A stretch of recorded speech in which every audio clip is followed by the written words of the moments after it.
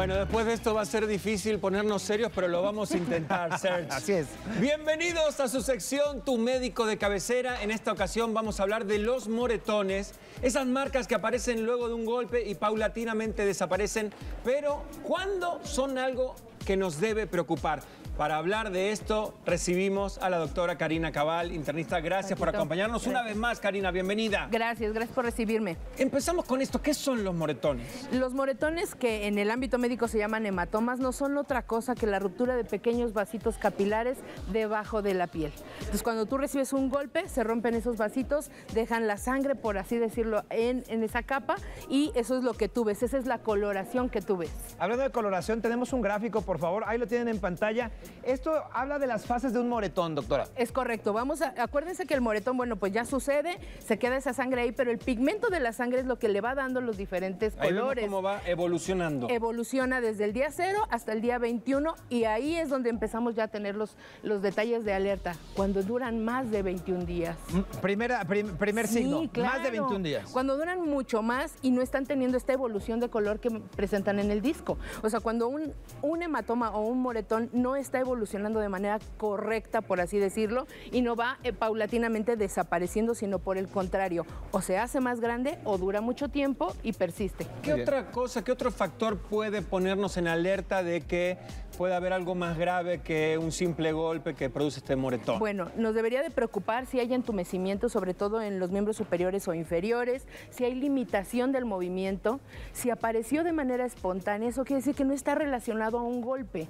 Cuando me aparece un moretón de manera espontánea, tengo que verificar por qué. Por ejemplo, me sale un moretón y yo no me acuerdo que me haya golpeado ahí. Habría que preguntarle rápidamente al paciente, oye, ¿estás tomando algún anticoagulante? ¿Estás bajo algún tratamiento médico? Porque hay medicamentos de uso común, como el ácido salicílico, que son antiagregantes plaquetarios y podrían favorecer los hematomas. Doctora, no vamos a dar consulta aquí porque eso sería muy delicado. Es claro. Pero vamos a poner, hay algunas enfermedades que podrían estar asociadas con aparición de moretones y enfermedades que son más delicadas, ¿como cuáles? Bueno, entre las más comunes son obviamente la plaquetopenia, la hemofilia y la leucemia, que son las más grandes, las más conocidas. Obviamente hay un ámbito muy grande de enfermedades hematológicas, pero estas son 3 de las que nos preocuparía muchísimo y que hay que estar muy pendientes. Algunas de ellas incluso se desarrollan en la infancia y otras ya en etapa adulta.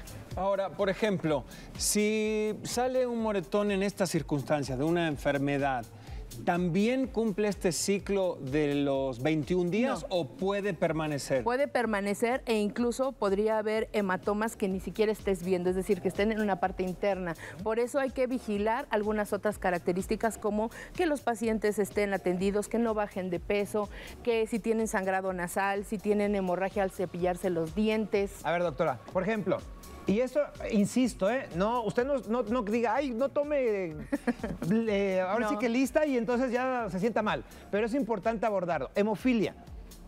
¿Qué otros síntomas, además del moretón, acompaña a posibles razones por las cuales estemos enfermos de eso? Ok, en la parte de la hemofilia tenemos un problema para coagular. Entonces, son pacientes que se pican o les ponen una inyección y sangran profusamente. Se lastiman un diente y sangran profusamente. Van al dentista, de pronto les van a hacer una reparación y sangran. Pueden tener sangrados espontáneos tanto en orina como en heces fecales. Sí. Pueden tener incluso epistaxis o sangrado nasal sin esperarlo, porque tienen un problema en los factores de coagulación. Ok, es importante resaltar estos síntomas, como decía Serge, sobre todo para atenderse a tiempo. Exacto.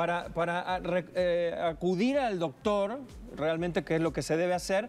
Por ejemplo, en el caso de la plaquetopenia, ¿qué otros síntomas puede haber? Ok, en la plaquetopenia es bien difícil detectarla de manera clínica. Casi siempre es porque apareció un moretón o 2 o 3 y no sabían por qué. Les mandan a hacer un estudio de sangre y ahí es en la consulta cuando te das cuenta. Y ahí hay que revisar por qué razón, investigar incluso lo que dije, si toman medicamentos o si tienen alguna pérdida de algún asunto celular que necesite atención. Y finalmente la leucemia. Bueno, ahí la leucemia es bien delicado y es un tema, estamos hablando de un tema oncológico, y aquí los pacientes tenemos que estar muy importantemente viendo si perdieron peso, si tienen fatiga, niños que se quedan dormidos en la escuela, que los ves muy pálidos, que se están enfermando de manera constante, niños que les aparecen este tipo de lesiones, como te digo, sin motivo aparente. Hay que estar pendiente.